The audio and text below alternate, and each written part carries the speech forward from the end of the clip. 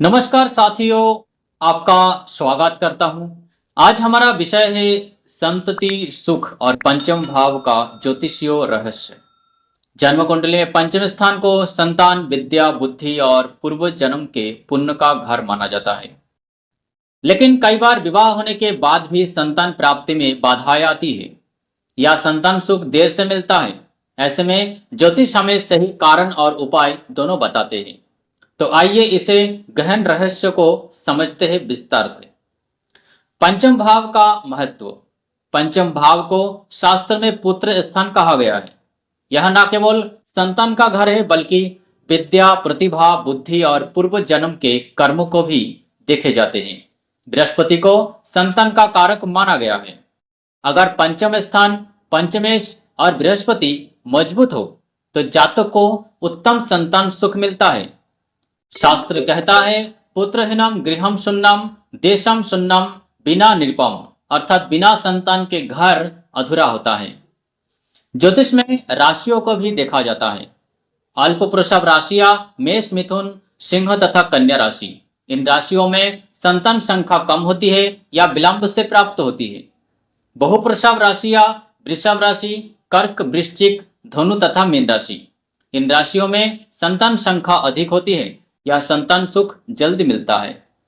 उदाहरणतः यदि स्त्री की कुंडली में पंचम भाव पर कर्क, वृश्चिक या मीन राशि हो और शुभ ग्रह के प्रभाव डाल रहे हो तो उसे जल्दी संतान सुख मिलता है।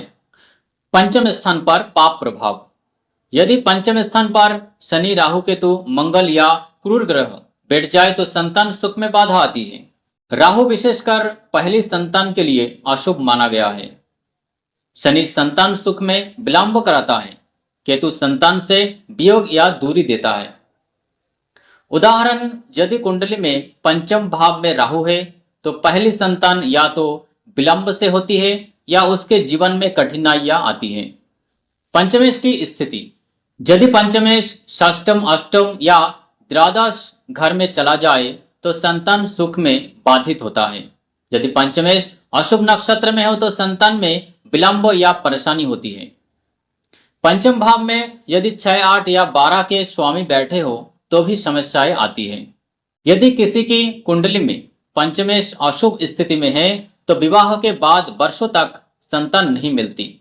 लग्न और संतान सुख। लग्न पर यदि पाप ग्रह मंगल, शनि, राहु, केतु, सूर्य का प्रभाव हो तो संतान में विलंब होता है। स्त्री की कुंडली में लग्न पंचम, सप्तम भाग या लाभ भाव में शनि हो तो संतान देर से मिलती है। मंगल यदि प्रथम या सप्तम में हो तो कष्ट से संतान मिलती है। यही कारण है कई बार दंपति विवाह के सालों बाद भी परेशान रहते हैं। विशेष योग व संयोग। सूर्य शनि की जुति संतान सुख में बाधा और पिता पुत्र में मतभेद। लग्न षष्टम, सप्तम, अष्टम का मंगल संतान में विलंब। पंचम भाव पर पाप ग्रह की दृष्टि, संतान प्राप्ति में कठिनाई। राहु पंचम भाव में पहली संतान की परेशानी। ऐसे योग दिखाते हैं कि जातक को संतान प्राप्ति के लिए विशेष उपाय और धैर्य की आवश्यकता होती है। बृहस्पति का महत्व। बृहस्पति संतान का कारक है। यदि गुरु बलवान है तो संतान उत्तम होगी। यदि गुरु नीच या पाप प्रभाव में है तो संतान में समस्याएं आती हैं।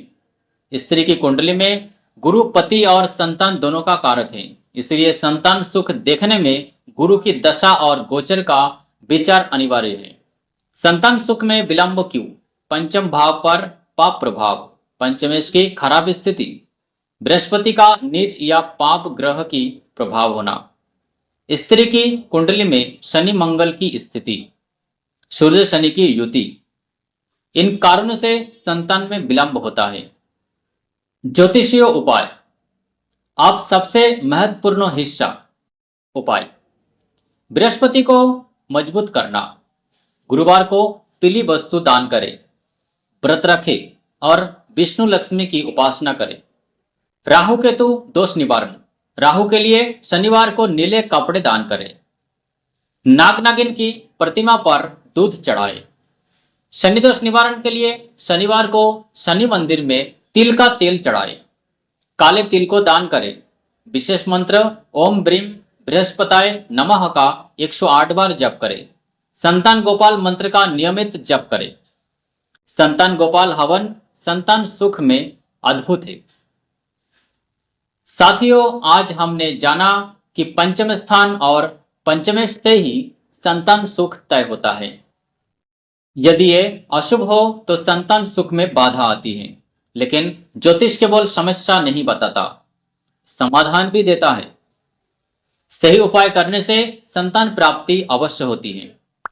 यदि आपको यह वीडियो अच्छा लगे तो लाइक, शेयर और चैनल को सब्सक्राइब जरूर करें और कमेंट में लिखे जय संतोषी माता, ताकि संतान सुख की कृपा सब पर बनी रहे।